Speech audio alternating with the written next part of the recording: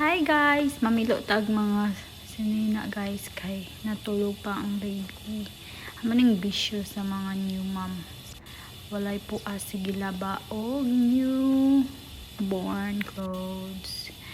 Kani di ay nga video guys, atong dugay na ni guys, atong gamay pa akong baby sa dako na akong baby guys. Di na siya newborn. So, mo ni guys ang akong lingaw. And then, naglimpyo na. Mana. Adi da ang haggard nga mami. So, continue ta guys. Diya pa man. Planchahon pa natin mga uniform.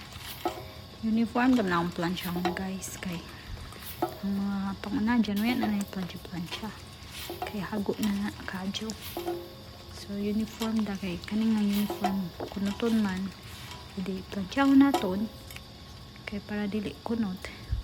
Human maghupnig ko sa mga newborn ug preemie nga clothes. Isiyod na naton sa carton kay di na paigo.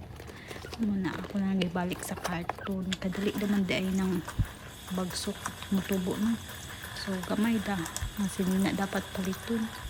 So human manghugas tag bottles.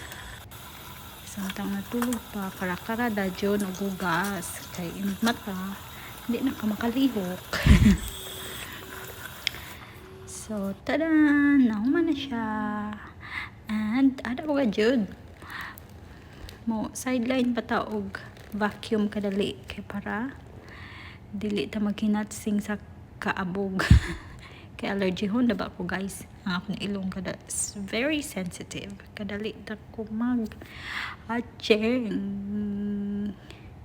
So, mao na guys ang akong lingaw. Sige, bye-bye!